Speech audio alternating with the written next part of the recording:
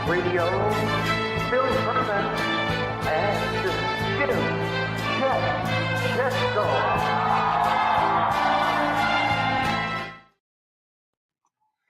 It's Wednesday, February 2nd, 2022. Welcome to the Philly Pressbox Radio Roundtable, brought to you by the Irish Rover Station House in Langhorne, PA, and Allstate Insurance in Westchester, PA.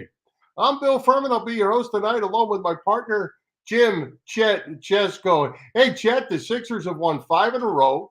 They moved up to second place in the Eastern Conference, just one game out of first place. I see you're here to celebrate that tonight. The Flyers have won 2 in a row, coming off their best game of 2022 last night. The Super Bowl is set. Bengals and Rams. Tom Brady has joined Ben Roethlisberger on the retirement list. Will Aaron Rodgers join them? Major League Baseball meetings are not going well. It appears the start of spring training is in serious jeopardy. There's a lot to talk about. And this NFL coaching thing that's going on, really heated up in the last 24 hours, is not a good look either. So certainly plenty to talk about. Yeah, as always, real disappointing news regarding the baseball talks. I just don't get it, but I'll vent more about that when we get around to talking about the baseball situation. I'm sure. Well, hey, we had to change up our guest tonight, Chet. Sam Carchidi had a death in the family.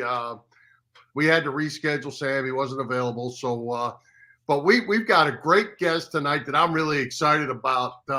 Bill O'Connell, a former Delaware County all Delco and all Catholic player at St. James High School, also played at Villanova, and he is the father of Los Angeles Rams offensive coordinator Kevin O'Connell.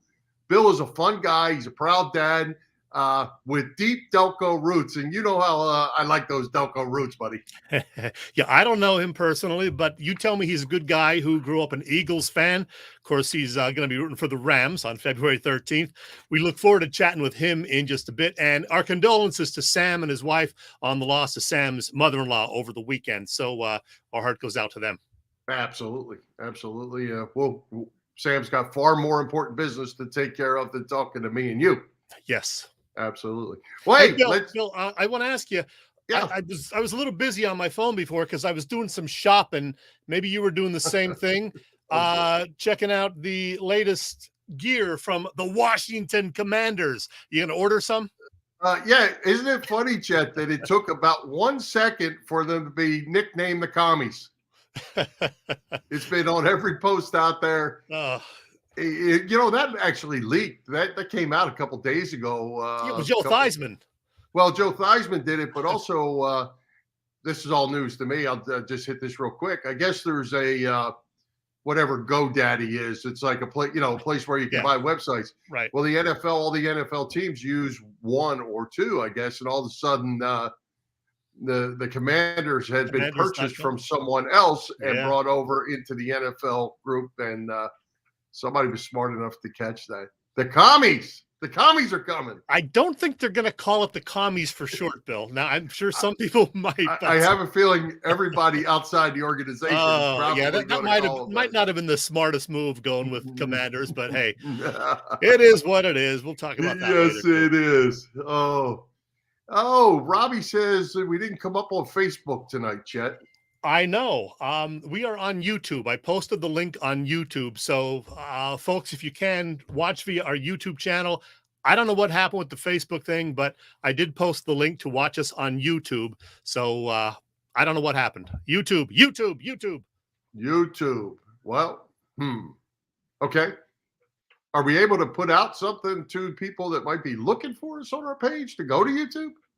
I put it on our Philly Pressbox Radio page, and I see how we have a few people watching us via that. I'm not sure what happened with the regular thing. I know Al was adjusting the cover photo, but that should not have adjusted the link. So, boy, I hope it doesn't adjust the link because that's what our guest is using to connect with us. So, Joe says he has us on Facebook. So does Rob. Oh, okay. All right. Yeah, and a couple other people aren't. So. Okay. I don't know. What should we talk about in the meantime? Well, let's jump in. Let's talk Sixers. He dressed up for the occasion. They won 15 of 18, 5 in a row. They moved within one game of first place in the Eastern Conference. They're playing great ball. They're hottest team in the NBA. Your boy, NBA Player of the Month again, even though he took the night off the other night.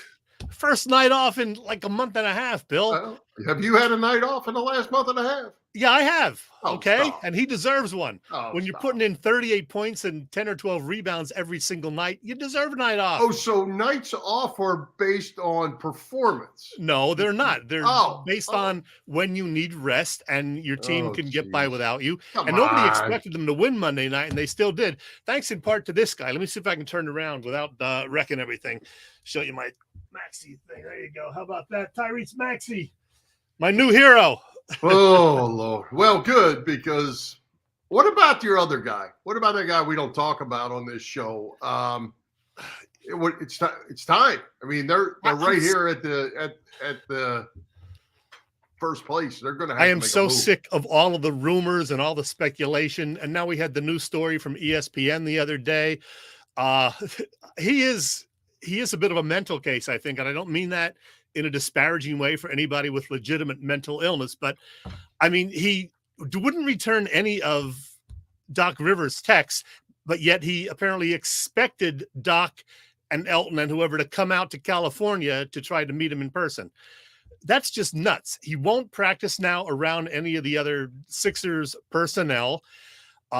He apparently just kind of hangs out in his car sometimes, waiting until everybody's gone from the practice center over in Camden. This is just a messy situation, and I really don't want it to go into the summer. We talk about this every week, but the deadline is now 8 days from now, February 10th. Please, Daryl, get something done, even if you're only getting 60 cents on the dollar. I want him gone. He's not going to do that. I don't think he's going to do that. Yeah, I don't think so either. Yeah, well, we'll see. But, as you mentioned, Joel took the night off the other night, or had the night off. They still played really well. Kept the streak going, 5 in a row. This team, you think they're going to be able to stay this hot? They're getting contributions from a whole bunch of guys. Yeah, no, they were benefited by the fact that they just had a nice little 5-game homestand. They took care of business. They even won that game the other night. It's funny. I checked the lines some days, and Monday around midday, I checked the line, and I saw that Memphis was favored by like 5 or 5.5 in Philly. I said, uh-oh. And of course, it was because they announced that Embiid was going to be out with a scheduled night of rest. And he did get the night of rest, and Tyrese Maxey, Tobias Harris, and Andre Drummond came up huge. Drummond with 16 points and 23 rebounds or whatever. Boy, what an addition he has been. And Maxey's just getting better and better. And he's now all of a sudden, I think, no way are you trading this guy. He is off the table. You got to keep Tyrese Maxey around. And that was actually going to be my next question to you, because his name keeps showing up in deals, and the rumored deals. I don't think I'm cutting him loose, bud. No. Thibault I would give up, despite the fact that I love his defense, but you're going to have to give something up besides number 25. And I would do that if it's going to make the team better. And I'd rather do it now than wait till July, but it's up to Daryl. Get it done, Daryl. Well, we'll find out. Hopefully they can continue the hot pace they have going on. Hey, look at these standings, by the way. Look how tight things are. The Bulls in first place. The Sixers now in second place by percentage points over the Heat. They're both 1 game back. Then you have the Cavs and Bucks 1.5 games back. And the Nets are all the way down in 6th, yet they're only 3 games off the pace. So it's crazy. And you still have, the Celtics and Raptors very much in contention. And don't forget, 10 teams technically make the playoffs. And then you have 7 through 10 with that little mini play-in tournament that they started last year. So it's going to be crazy. The key, I think, is to, get in the top 4. And I think the Sixers can do that and will do that if they can make some kind of a deal to help this roster. Yeah. And as you look at those standings, they're 50 games in, 50, 51, 52, maybe for a couple teams. The Sixers at 50. Long way to go, 30 games to go. And when you're only separated by, a game or 2 of 5 or 6 different teams, you go out on a road trip and you lose 3 in a row. All of a sudden, you went from 2nd to 5th quickly. Yeah. So you got to keep winning, especially. I like the fact that they started to win the home games now because they were below 500 Right. until a few weeks ago. Now they've won 5 or 6 in a row at home, as you said, 15 out of 18 overall. So playing a lot better, getting contributions from everybody. Embiid looking amazing. They're hosting the Wizards this evening. Keep winning, boys. Keep getting those W's. Absolutely. Hey, Chet will keep dressing up for you. I will. And probably play a song at the end of the show. Hey, Major League Baseball, Chet, the meetings have been non-productive. They met again yesterday. Pitchers and catchers due in less than 2 weeks now from reporting for spring training. The serious discussions, the negotiations, whatever, seem to be going nowhere at this point. I would say there's some serious jeopardy going on here. It is ridiculous. They've had only 4 negotiating sessions over the past 2 months. Neither side seems to be willing to make any kind of major concessions from what I've read. The only thing they agreed on Tuesday is that it would take a miracle resolution in the next week to 10 days for spring training to stop on time, catchers and pitchers on February 16th in Arizona and Florida. Do they not realize that they're going to continue to alienate more fans the longer they drag this out? I mean, if they have to postpone, especially the start of the season, they're going to lose a lot more fans. It's ridiculous, Bill. Yeah, it is. And, the first thing fans think, because we're just regular people, buying tickets, is you have billionaires fighting with millionaires, and millionaires fighting back with billionaires. It's big business. Understand the owners' perspective to a little degree, and the fact that they lost a lot of money in COVID by not being able to put fannies in the seats. The players' perspective is we played, and we should be compensated for that. So interesting. It's going to be really interesting, but it's being here in Florida, spring training, such a big thing. And I can tell you, Chet, just from being out and about in the neighborhoods, when you come down here in January, February, March, this place is packed. You can't get around. I was out today on the main drags here in town, and I live like 1 mile from the Tiger Stadium, and there's nobody around. There's no traffic, there's no whatever. Now, whether the people are here in town and just not coming out, being cautious, or they didn't come south, one or the other. So, it's not good for baseball. That is for sure. Yeah, it's certainly not. I really hope that they, get their acts together and talk and have some serious discussions in the next week to 10 days so they can, even if they have to delay the start of spring training, get something going by March 1st so they can start the season on time, because we need it, Bill. It's cold up here and I want to see some baseball. We absolutely need it. Baseball needs it. And if they think they don't, they're fooling themselves. Yeah. All right. Hey, Chet, let's talk about our friends over at Allstate. If your couch is getting more mileage than your car, which it probably is with the great weather you're having up there, it's time to start saving with Allstate's pay-as-you-go auto insurance. Yeah, you got that right, Bill. Allstate's pay-as-you-go auto insurance puts you in control. I've been telling you that. You only pay for the miles you drive with the same full coverage that a traditional policy offers. Pay-per-mile insurance gives customers greater control of their insurance costs. So, see how much you can save with pay-per-mile car insurance by calling your local agent. In Westchester, Pennsylvania, that, of course, is Dave Lavoie. Call Dave at 610-430-0700. Once again, that number, 610-430-0700. And you can start to save more now that you are driving less. Hey, everybody, it's Willie Nile here, and you're listening to Chet and Bill on Philly Pressbox Radio. You lucky people. Hey, thanks for stopping by, Willie.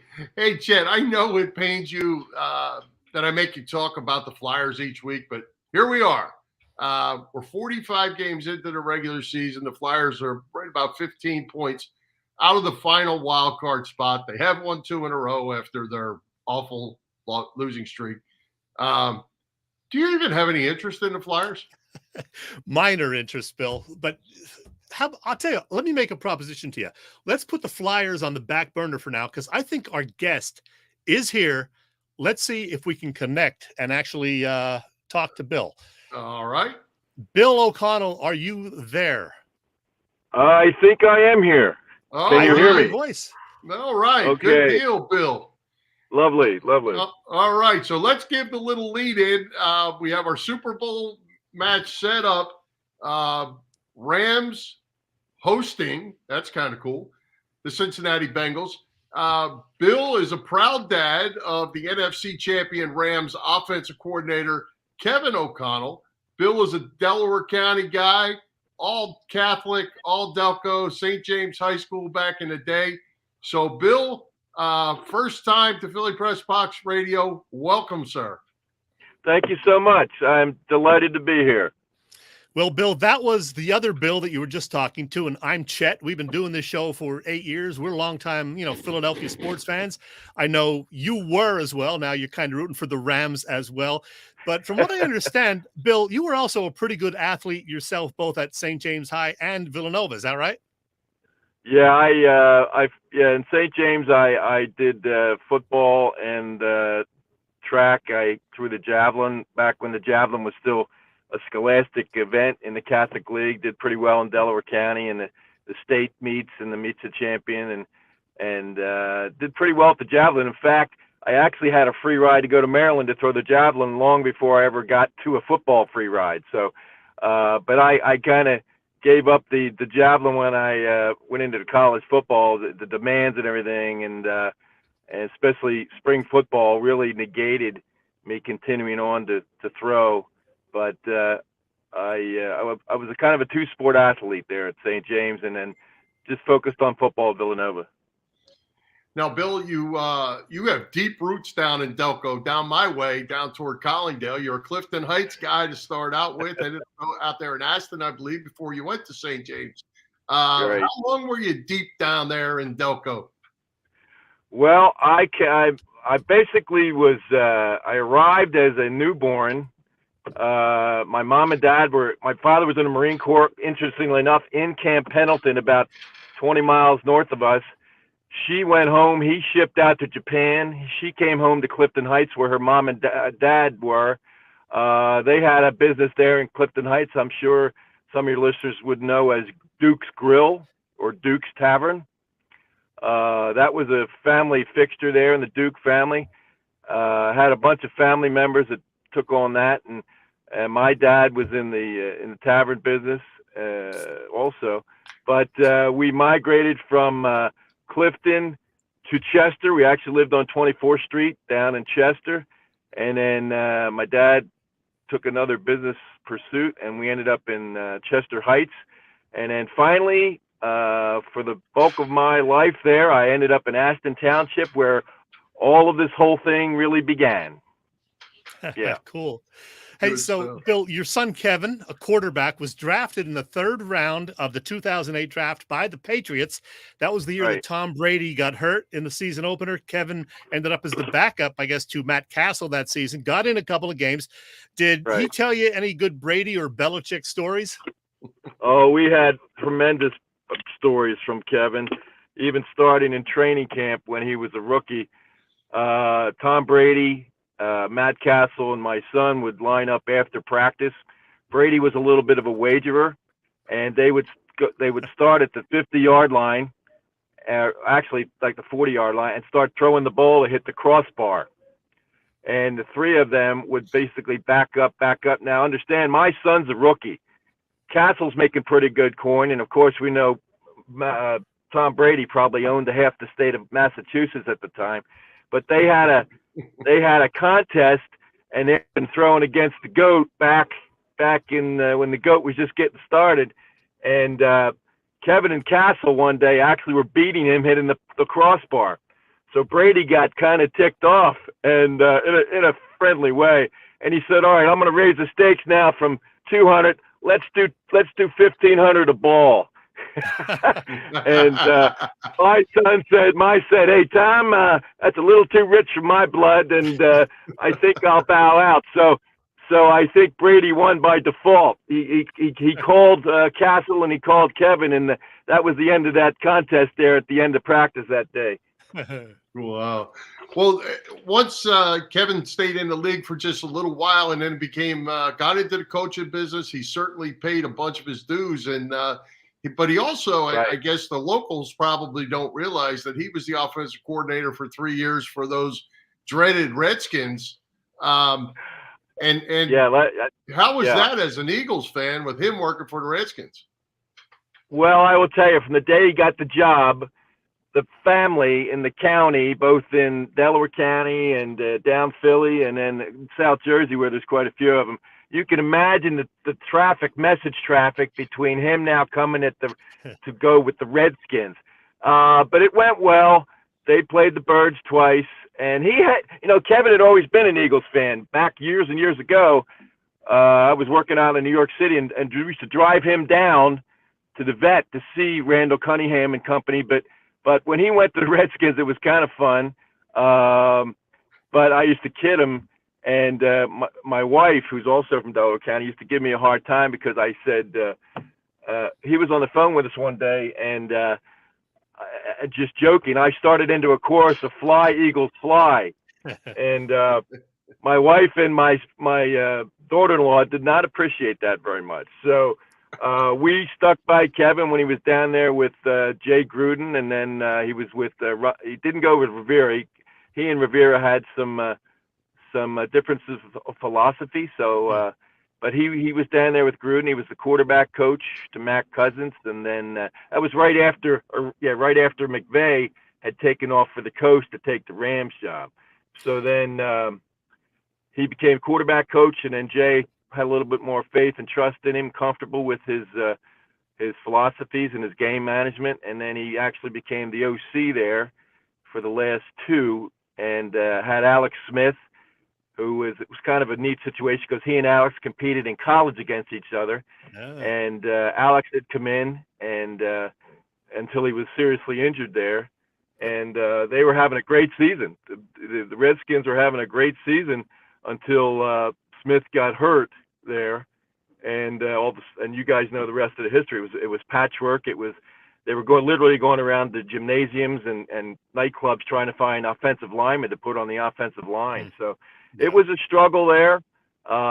Kevin and Bill Callahan kind of jointly finished out that last year when Jay Gruden was dismissed, and Kevin and Bill Callahan kind of ran the offense, and Bill handled the running game. Kevin called the passing game, and they tried to have a young Mr. Haskins progress, and he did a fairly decent job. But the Redskins years ended, and he got on an airplane and went to L.A. But I have to tell you a story. There was a slight chance way back when he almost went to the Birds. He took a phone call from somebody in the organization and said, well, don't sign anything.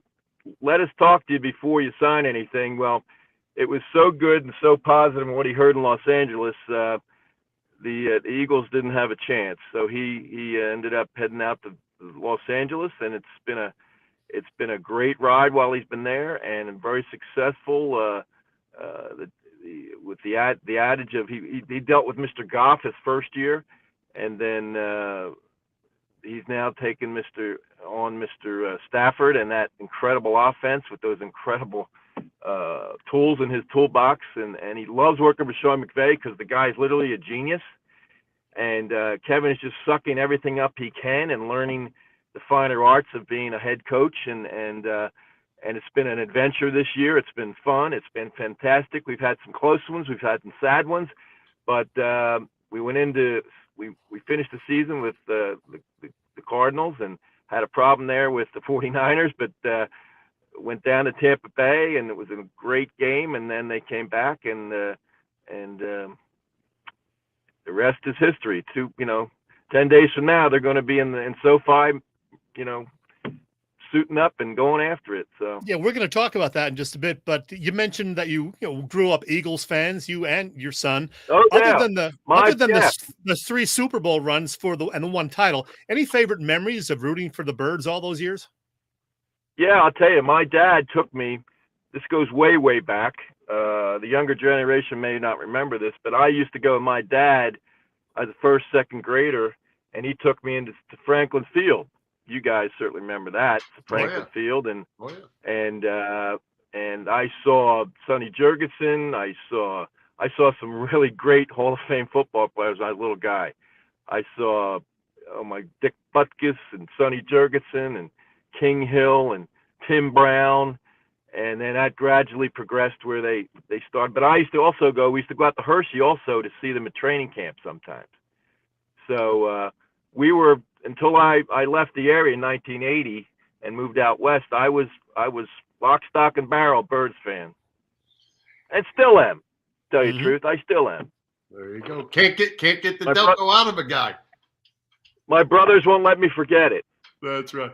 Hey, Chet, we do want to say one thing because we jumped over to talk about Kevin, which we needed to. But I got to tell you, Bill was a heck of a player at St. James High. And in 1972, believe it or not, St. James and Bonner, Freddie Hugo's school, Bonner, played in a gigantic game at Widener Stadium. I was actually there as about whatever, I'd have been 8th or 9th grader at the time. And Bill's team won that game. And Bill, he knows a bunch of our guys from his St. James days. Ray Didinger, Bill Werndell, Kevin Riley. Bill knows them all. Billy Werndell. Yeah, Billy Werndell and I we've been very close ever since Kevin was out of San Diego State, and Billy came out west and was working for a sports station out in San Diego, and we maintained that and relationship because I was standing in a Hooters one day with a bunch of FBI colleagues of mine, and I'm talking, and I hear this voice in the background that is there's no other voice like Bill Werndell. And that Philly accent was just reeking through the room. And I turned around and he saw me and he said, "Billy O'Connell?" I said, "Billy." He said, and from that moment, we were real close and communicated through the years. And I think he's back east now. I think he's out in the Reading area or Coatesville area or something. But yeah, I remember that day at Bonner, and I want to throw out the number. I think there was close to 20,000 fans at the Widener field that day. And the funny thing was, we played them, and I love playing in the defense at St. James because I had literally guys that were up front of me on the defensive line that were the size of the Minnesota Vikings. Joey Gallagher, Jimmy Clow, Frank Finn, Jerry Romali. I mean, these guys, Joe Logue used to love, he called them various names from everything from his elephants but I loved playing behind those guys because they put so much pressure on the quarterback that the other defensive backs and I would go back in our defense, and Bob Nugent was our secondary coach, and we had some schemes where we would just go back and I just lay in wait. And it was a fun time being a safety and a rover back for Bulldogs then. But I ended up that day with Bonner. We had about half a dozen guys who played for Bonner that became my teammates when I transferred back from Maryland to Villanova. And it was really fun to spend the rest of my collegiate career with those guys from Bonner.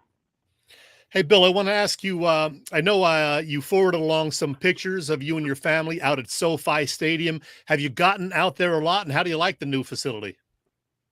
Yes, we've been there. First of all, if you can imagine every aspect of the modern NFL stadium, Mr. Kroenke has, if you look at what Jerry Jones has, you look at some of the aspects of the Meadowlands and the spaciousness, and it's really a fan-centric place, and I think we love it there, and we have our whole posse, Kevin. We call it the O'Connell posse, and we're down in the end zone on the second deck. And I have my wife and I and daughter and son-in-law and my daughter-in-law and my 5 grandkids, and everybody's decked out, and we own the railing there behind the goalpost on the second deck, and a lot of fun, and we sit there as a family, and Dad comes out and he comes out, waves at everybody, and does his thing pregame. He starts that game, puts those earphones on, and when they win, it's glorious. He comes over and he's high-fiving us, but it's great. We see the game and can see him, and it's just a super time. Every game we've been there, every home game, and then my wife and I traveled to the Meadowlands to see him play the Giants. We were going to go back to see Tampa Bay, but we had a little bit of the Omicron, so we decided to forestall that trip. But yeah, we love traveling and with him, see him, and but yeah, SoFi is an incredible stadium. It is. You got the audio-visual part, you got the fan part. It's spacious, it's easy to get in, it's easy to get out, and it's Kroenke did an excellent job and really transformed that whole section of Inglewood, suburb there in LA. It's just a fabulous place, and I think when everybody gets to see it for the Super Bowl, people are going to realize it is incredible. It's $5 billion, and he did not spare any expense with this place. Really. Well, hey, Bill, I think it's fantastic that y'all get to go. Everybody gets to go to the game, all the games. Yeah. So as you get toward the Super Bowl, who's going to be more nervous, the fan, the family, or Kevin? Well, I can tell you, Kevin has always been able to handle the tension and the nervousness. So it's not going to be Kevin. It's going to be the family, his mother and I swear that I've lost stomach lining from the time he left high school and went to San Diego State through his Patriot days and Jets days and the preseason games. And so, but now that he's coaching, it's almost supernatural. We get just as nervous with what's happening in front of us as when he was playing and suiting up, but now he's a coach. And we literally have 53 guys that we're worried about, and we're in there worrying about and the peaks and valleys of watching the game. But Kevin, I think, is he's got it. He's got it under control. He's processing. He's analyzing that defense. He and Sean McVay are working at that call card and situations, and he loves it. He wouldn't be any other place. He loves that. You know, the rest of us, we'd say, oh my God, you got 72,000 people and you're calling plays with Sean and boom, bang. But he wouldn't be any other place. And he's cool, calm, and collected. He amazes us. And he does a fabulous job. We're very, very proud of him. Well, he may be in another place in another year or two. He's getting some interest, for future head coaching jobs. Another couple of weeks, maybe. Yeah, it could be. What do you think about his prospects? Well, it's been a very interesting couple of weeks, especially and again, there's a lot of things that are happening. You guys know within the last 48 hours what's happened on the NFL scene. He's taken it in stride. He's interviewed with several clubs. He was a finalist for Denver, and he's got a couple things in the fire. But I think he would do a fabulous job. I think he's educated himself, and he's tried to refine himself and learn from the very, very best, from Belichick to Rex Ryan to Mike Pettin to Gruden and Callahan. He's learned from people. He's got lots and lots of expertise that he's acquired through really having an open ear and always being willing to take something away from these NFL greats and to learn things. So I think he's ready. We're a little nervous because obviously there's 32 jobs in this big United States that in that league, and to have him mentioned at 36, he's 36, he'll be 37 in May, yeah. But to have him mentioned when you turn on ESPN or the NFL channel and hear your son's name mentioned as a finalist, it puts us in awe, really. But we have faith in him, and I know he's got faith in himself, and I think he'll be a player's coach because he relates to the players. He's made some outstanding relationships with current quarterbacks as well as prior quarterbacks and coaches, and he would not do anything else in the world. I always find it interesting, Bill, and Kevin is right in that spot to me, is he's in a situation in Los Angeles where there's so many weapons. They have such a nice offense. They have good things going. But the way the league is set up, the pay discrepancy between the coordinator and being a head coach somewhere is so gigantic that you almost have to leave a good situation to go to a not so good situation to do your own thing. And I look at Eric Bieniemy, right. in that deal. Eric might can wait Andy out and get that head coach a job, but Bill's not waiting Sean Right. McVay out there, or Kevin's not waiting Sean McVay out. Well, and and Sean does nothing but encourage him. I mean, he blocked him last year when Brandon Staley left, and Sean he wasn't comfortable losing both coordinators in the same week. So Kevin and Sean had a great meeting and an understanding, and Sean blocked Kevin, but the reasons and the philosophy of Sean and the faith and the trust that he's put in Kevin. I think that block went well because he's had a very profound makeup in the play sheets and in the strategies each week, the breakdowns and the tendencies that he has to develop. And he and Sean meet several times a week. And when they take that field and that play cards in their hands and they're on the intercom, I mean, Sean relies on Kevin very heavily because he's constructed that repertoire that they're going to use against that opponent that week, and it's really a united front. But it's really great teamwork to see, and I know that Kevin's have nothing but the greatest respect for Sean, and I know Sean truly respects and admires Kevin. That again, coming from that, you hear the term, and it's getting kind of worn out, but the McVay tree, the McVay coaching tree. And you've seen that in recent weeks of the guys that were in the playoffs, people that were aligned with McVay or Shanahan. It's just a fabulous kind of a manufacturing of coaching material and talent in that regard. And Kevin, just like I said, he's taken away so many valuable things from Sean, but they have a fabulous relationship. And if the day comes, and he's already helped with Kevin's prospective preparation for some of the interviews, and he's been a supporter of Kevin from the day he first started getting the inquiries. And I think Sean would be very happy and proud that Kevin would move forward. But at the same time, and I'm speaking selflessly now for myself, the wife, and the family, with that toolbox he's got there in Los Angeles, and with those, and even with free agency, and you guys know that 1 year you're fabulous, and with the free agency and the salary caps and things, the next year may not be so great. But I will tell you, it wouldn't be so bad if he maintained himself right there in Thousand Oaks and in SoFi Stadium next year. It wouldn't break our hearts if he was right there. Yeah. Well, Bill, I have one final question for you. What are the next 10 days going to be like for you and your family leading up to the big game? Well, interestingly enough, my wife and I were in the car, and we were taking calls and messages from my daughter-in-law, who's kind of the liaison with Kevin and the Rams, and the Rams do a fabulous job with the families.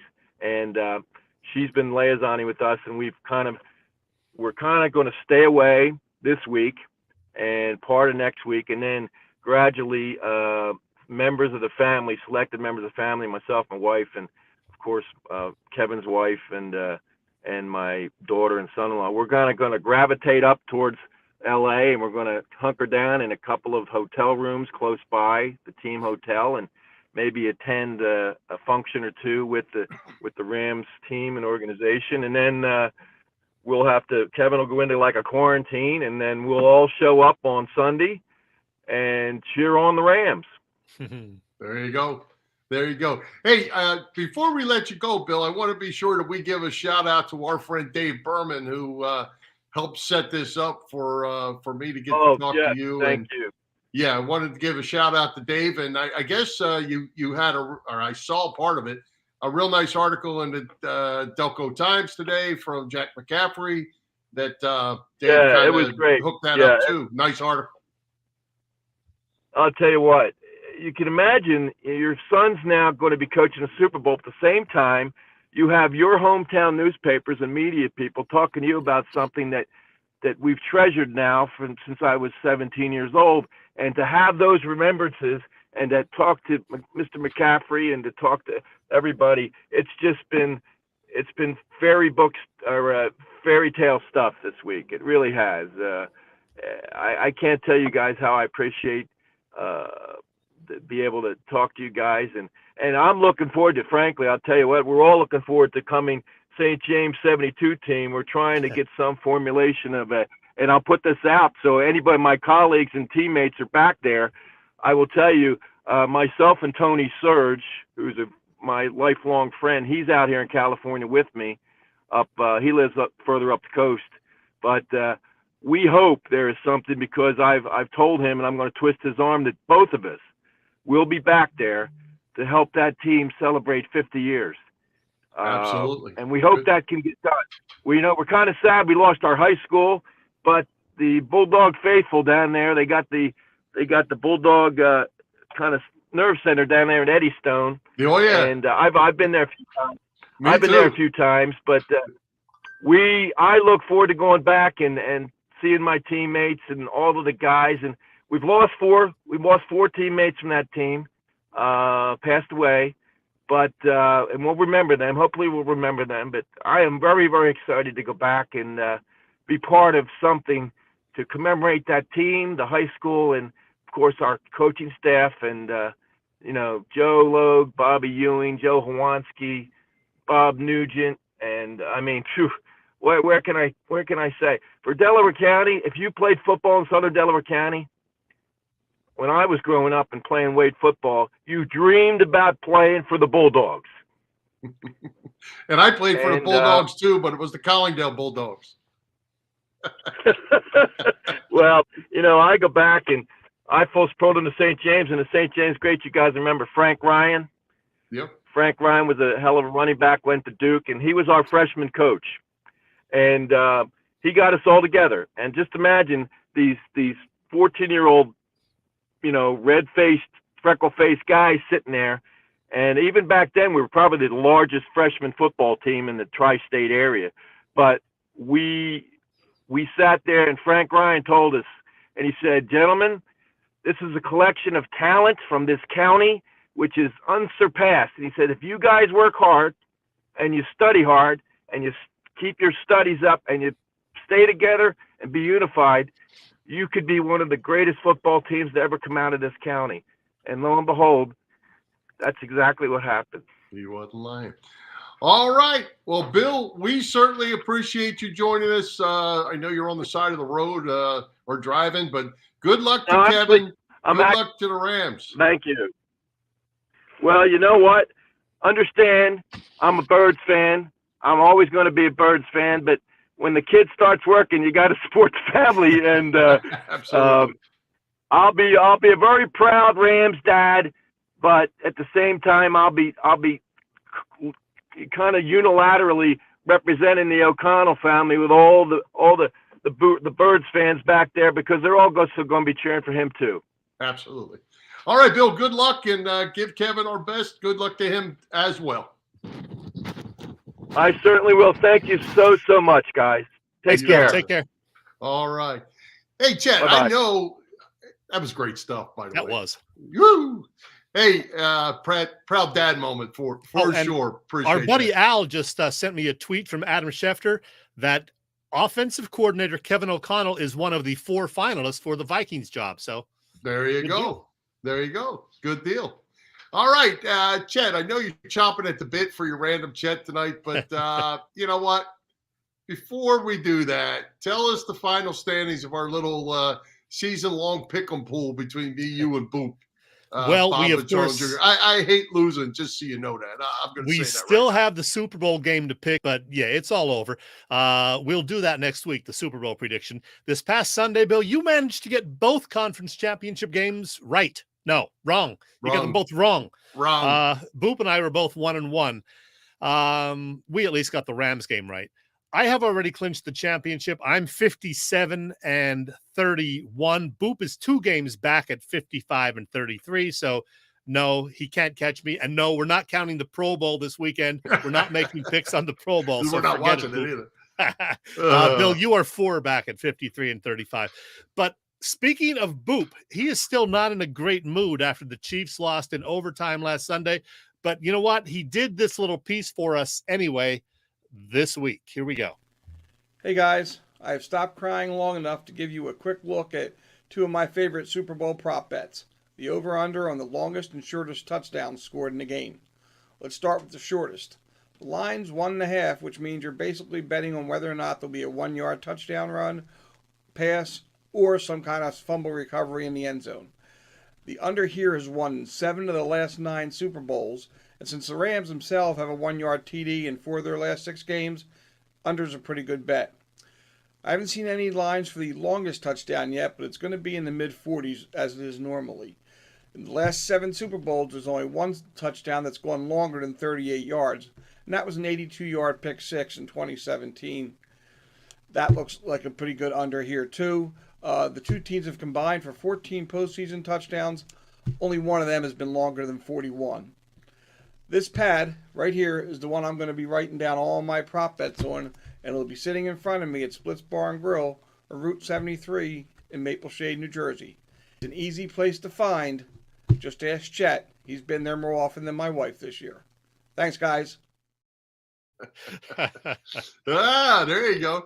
Hey, I did notice that Boop is in a Flyers shirt this week instead of that big red Chief shirt he's been wearing. Yeah, how about that? And he's right. I have been there more often than his wife of late, but she was there last weekend. I've been there 3 times now in the last few months. Boop, of course, is there 3 times a week minimum. I surprised him when I popped in there this past Sunday afternoon. Now, look how happy Boop was in this picture that I'm going to show you right here. He was just all smiles, but I'll tell you, that was at halftime. The Chiefs were up 21-10. Now, I left during the third quarter to catch the end of the game at home. I'm sure that Boop wasn't smiling quite so much an hour and a half later. No. And, what an interesting game. Patrick Mahomes he struggled in that second half after that last play of the first half debacle. He certainly struggled after that. Well, hey, Chet, give everybody a heads up on where they can follow Boop.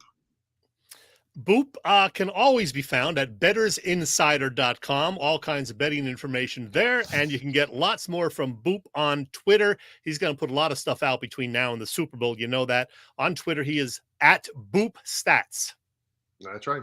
And as we said, we'll make our picks next week, and we'll see how that goes. So, Not yet. Okay. Stay off that random Chet bell. We want to give a shout out to all the shows that will be live on the Edge of Philly Sports Network this week. Our network is growing, Chet. It continues to grow. This episode being streamed live across Facebook, Twitter, YouTube, and Twitch. You can also catch all the action on www.eopsports.com. As you can see, we got the Broad Street Bullies podcast. That's a Monday. Monday's Mailbag with Joey Sharon podcast. Tuesday, Talking Philly Sports with Matty B. Of course, Wednesday is us. Wednesday night at 9:30 after us, Joey and Al. They're live talking all things Philly sports at 9:30 p.m. Thursday, Kyle Quinn and Bird's IQ. Friday, Tom Kelly and Frank Finnegan will be handling that podcast. And Saturday morning with TK and the boys, the Patterson Avenue Fanatics, for breakfast on Saturdays. Give us all likes, follows, all that kind of stuff. And we're going to keep this thing going, Chet. The guys are doing a great job with all their shows, and the network continues to grow. Don't forget, sign up for the newsletter by going to eopsports.com. Click on it, and it will be in your email box on Fridays, usually by 9 or 10 o'clock in the morning. And hey, since we had a little trouble with our Facebook Live showing tonight, apparently it never did show up properly on there for some people. We are being seen by more fans on YouTube this evening. So if you're watching us on YouTube Live and you haven't yet subscribed to Philly Pressbox Radio on there, please do so. We have 113 subscribers. I had a goal of getting up to 200 by the end of this year. We started at 24 about 2 years ago, and it's been gradually going up, but that's not nearly enough. Come on, man. Even if you watch us elsewhere on Facebook or whatever, subscribe to us on YouTube, Philly Pressbox Radio. You'll be glad you did. All right, now ring the dang bell. Let's go. Yeah. Bill, I was planning to do an even longer Random Chet segment than I'm going to do right here, but I decided last night at the last minute to postpone that one for another couple of weeks. It just felt like a mid-February piece, not a Groundhog Day segment. So I'm going to change it up, Bill, and I'm going to do this one instead. You know, Bill, that I'm a big TV guy, and that includes the late night talk shows on television. As a kid, I watched Carson, Joey Bishop, Merv Griffin, Dick Cavett, Tom Snyder. I checked them all out. I was a night owl. I switched from one to another. But 40 years ago, last night, February 1st, 1982, was when I really started watching one in particular late night show pretty regularly. And that was when Late Night with David Letterman took to the air. Again, that was February 1st, 1982. As you can see right here, his first guest that night 40 years ago was Bill Murray. I was a fan right out of the chute. I was living in State College at the time, a couple of years after graduating from Penn State, and it was pretty much a nightly ritual. You know, watch Letterman, see what crazy stunts he would do, maybe a cool top 10 list or stupid pet tricks or various other nonsense. Letterman, of course, left for CBS in the early 90s, but Late Night continued, first with Conan O'Brien, then Jimmy Fallon. Now Seth Meyers is the host of that show. All good, but that first decade with Letterman, that remains my favorite. In fact, I traveled to New York to Rockefeller Plaza a couple of times in the mid-'80s to see Letterman do the show at NBC.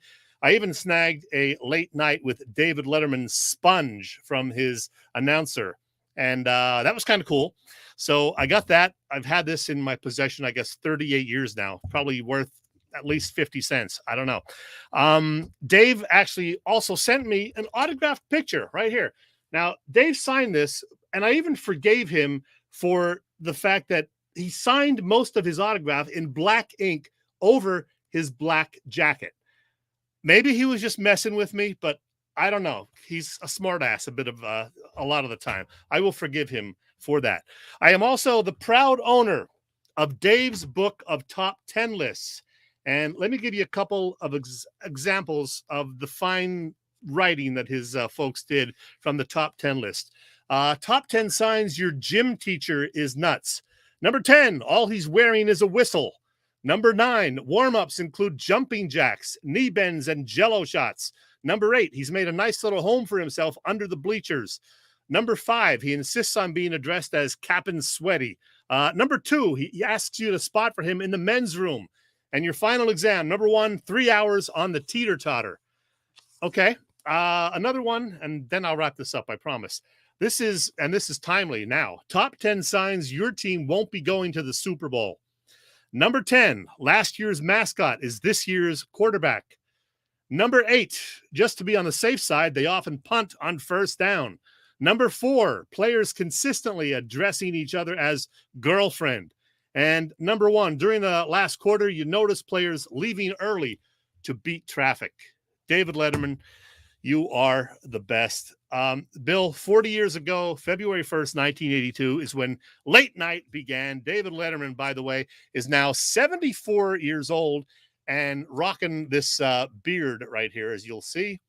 He was on last night, the 40th anniversary of Late Night, with the current host, Seth Meyers, and it was pretty cool. So happy 40th to Late Night. That's when Late Night was good stuff, not like these schmucks they have on there now.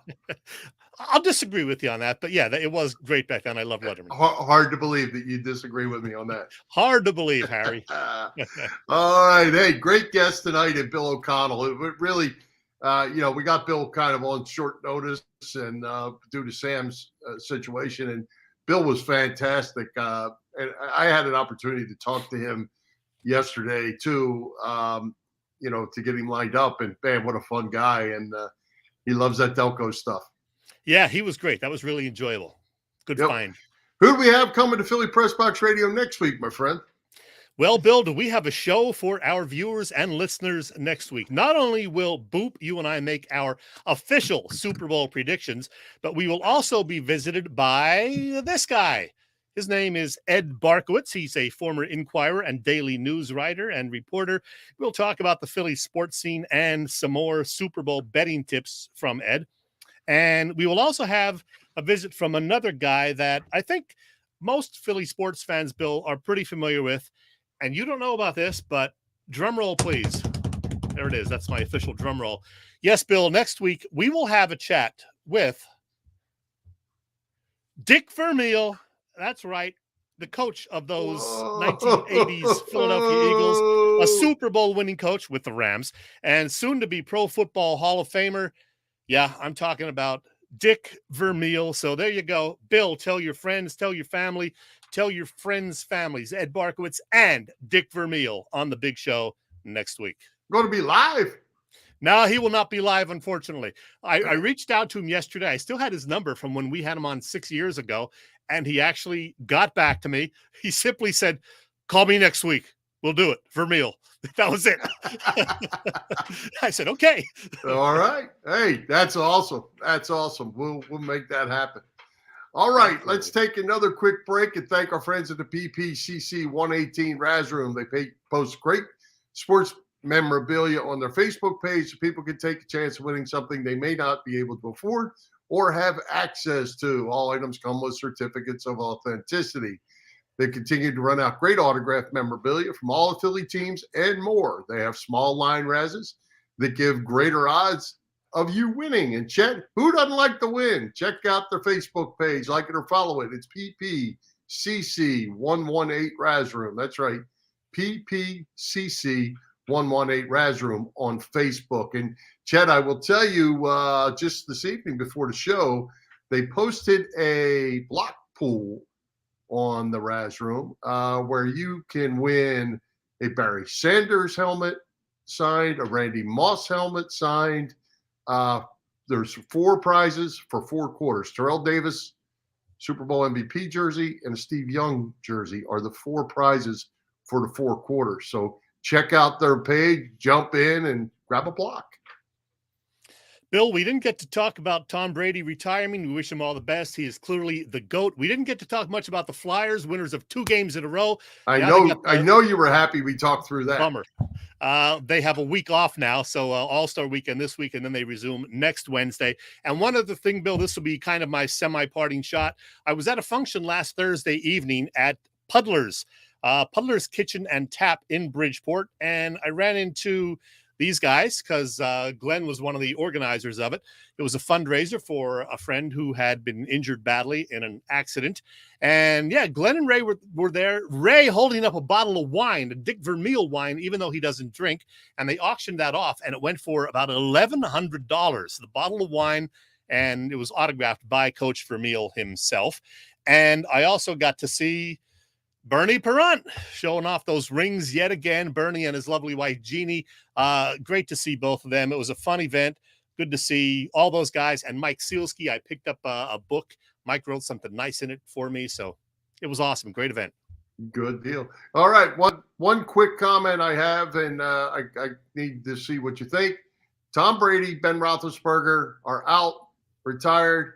Is Aaron Rodgers going to go with them? And are we going to pass the torch in the National Football League? I don't think Rodgers retires yet. He's, still a mere 38 or whatever, just a kid. So I think he's got another couple of years left. I still have no idea if it's going to be in Green Bay or somewhere else. I know he's looking to get out, but maybe they'll work things out. Who knows? We shall see, but I don't think Rodgers is retiring yet. I think he wants to show that he is the best quarterback in the NFC still now that Tom Brady's gone. Well, there's a couple teams looking for quarterbacks. That's for sure. Yeah. All right. You ready to wrap it up? You got anything else? I got a beer to finish. Wrap it up, Bill. Wrap it up. Let's take tonight's special guest, Bill O'Connell. Our sponsors, the Irish Rover Station House, Bob Sullivan's LikeYourAge.com, PPCC 118 Raz Room, and Dave Lavoie of Allstate Insurance in Westchester. For Jim, Chet, Chesko, this is Bill Furman. We hope you enjoyed the show, and we'll join Philly Pressbox Radio next Wednesday, February the 9th at 7 p.m. You can see us live on Facebook, listen through our website, phillypressboxradio.com, on blogtalkradio.com/Philly Pressbox Radio. Also, Chet on Philly Pressbox Radio YouTube. Subscribe. Don't forget, you can also get us on all the podcasts, Google, Apple, iHeartRadio, and all the others. So, Chet, high hopes, Philadelphia sports fan, and go Sixers. Yeah.